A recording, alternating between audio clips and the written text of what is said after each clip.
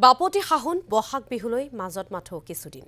অসম আৰু অসমীয়াৰ প্ৰাণৰ স্পন্দন বিহুটিকা দৌৰিবলৈ সাজু হৈ উঠিছে প্ৰতিজন খুমটাইৰ বনগাঁৱৰ বাদ্য ভাণ্ডাৰত দিনে নিশাই চলিছে ঢোল প্ৰস্তুতৰ কাম নুমলীগড়ৰ দৈগ্ৰুঙত ঢোল বনোৱাত ব্যস্ত হৈ পৰিছে লোকবাদ্য শিল্পী কমল দাস গোগামুখতো আঞ্চলিক ছাত্ৰ সন্থাৰ উদ্যোগত ৮ দিনীয়া বিহুৰ আখৰা ৫ শতাধিক কণমানিয়ে অংশগ্ৰহণ কৰিছে এই আখৰা মিৰ্জাৰ অন্যতম নৃত্য শিক্ষাৰ প্ৰতিষ্ঠান মিৰ্জাৰ উদ্যোগতো বিহু নৃত্যৰ কৰ্মশালা আয়োজন কৰিছে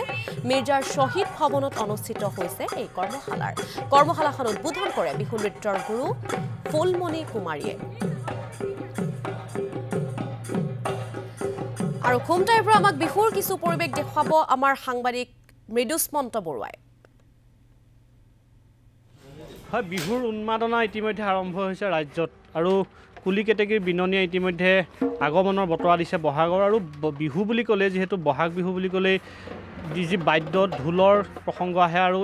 এতিয়া দেখিবলৈ পাইছে ৰাজ্যৰ প্ৰান্তে প্ৰান্তে এই যি ঢোল বনোৱা কাৰিকৰসকলৰ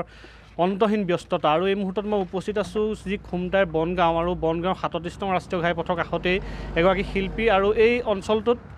ঢোল বাদ্য অথবা কিছু বাদ্য বুলি এগৰাকী কথাই সকলোৱে মনলৈ আহে এগৰাকী অত্যন্ত জনপ্ৰিয় শিল্পী আৰু এই ৰসত এই যি উজ্জীৱিত হৈ উঠে বিভিন্নখিনি বাদ্য আৰু এতিয়া ঢোলৰ এতিয়া ইয়াতে চাহিদা যথেষ্ট বৃদ্ধি পায় আৰু ঢোল প্ৰস্তুত কৰাত এতিয়া দেখিবলৈ পোৱা গৈছে দিনে নিশাই ব্যস্ততাৰ অন্ত নাইকিয়া হৈছে এগৰাকী আৰু এয়া আমি পৰিৱেশটো দেখুৱাইছোঁ এয়া হৈছে জয়ধন যি দেৱবাদ্যৰ ভাণ্ডাৰ আৰু এই ভাণ্ডাৰৰ আমি গৰাকীৰ সৈতে আমি কথা পাতিবলৈ যত্ন কৰিম বিহু আহি পালেহি আপোনাৰ দেখিছোঁ খুব ব্যস্ত হৈ আছে হয় আমি ব্যস্তটো পূৰাই আছোঁ কামটোতো কৰিবই লাগিব আৰু কামটো নকৰিলেতো মানে ধৰক কাষ্টমাৰো বেয়া পাব কাষ্টমাৰ আহিলে তাকতো আমিতো বিচাৰিলেতো দিব পৰা ক্ষমতাটো লাগিব সেইটোৰ কাৰণে আমি পূৰা দিনে ৰাতিয়ে সমানে লাগি আছোঁ এইবাৰ কিমান ঢোল বনাইছে ৩-৪মান বনাইছোঁ আৰু আপোনাৰ ঢোল ক'ত ক'ত যাব এইবাৰ এইপিনে মোৰ ডিব্ৰুগড় তিনিচুকীয়া যোৰহাট এইপিনে বোকাঘাট যাব নগাঁও যাব গুৱাহাটীলৈকে যায় মূল্য কিমান কি আছে এতিয়া মূল্যটো আপোনাৰ কাঠৰ লৈ কথা আছে অকল যদি হাড়ৰ হয় তেতিয়াহ'লেতো সেইটো ৯-১০ পৰি যায় আৰু বাকী যিখিনি আছে আপোনাৰ ৬,০০০ৰ পৰা আপোনাৰ ৭,০০০ ৮,০০০লৈকে ৮,৫০০লৈকে আছে আপোনাৰ ঢোলৰ যিহেতু যথেষ্ট চাহিদা আছে সকলোতে সকলোতে আছে সকলোৱে বিচাৰে আপোনাৰ পৰা সকলোৱে বিচাৰে এইবাৰ মূল্যখিনি কেনেকুৱা পাইছে আপুনি উচিত মূল্য পাইছেনে বা কিবা সমস্যা মূল্যখিনিতো আগৰ পৰা চাবলৈ গ'লেতো পইচাটো বেছি হয়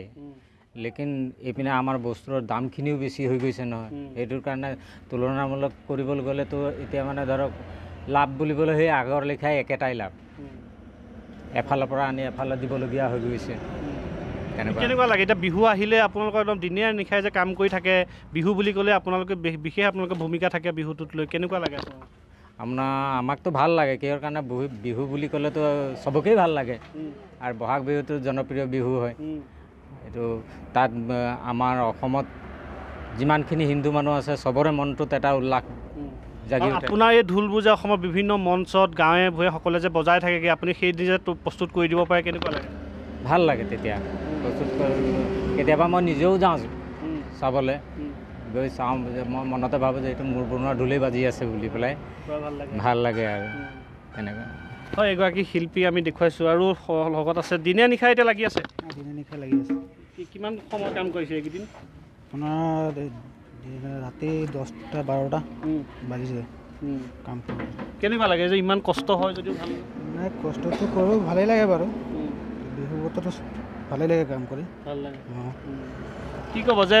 মূল্য যদি আপোনালোকে উচিত মূল্য পাইছে নাই বাৰু উচিত মূল্য ক'বলৈ কি আৰু মানে যোনটো এতিয়া চলি আছে এইটো এতিয়া ঢোলৰ চাউনি ৩৫০০ সেইটো আৰু নতুনৰ হৈ গ'ল আপোনাৰ কঁঠালৰ হৈ গ'ল ৯ৰ পৰা ১০,০০০ আৰু বেলেগ কাঠৰ দাম কম অলপ এইসকলে দিনে খুমটাইৰ পৰা আমাক কিছু পৰিৱেশ দেখুৱালে আমাৰ সাংবাদিক মৃদুস্মন্ত বৰুৱাই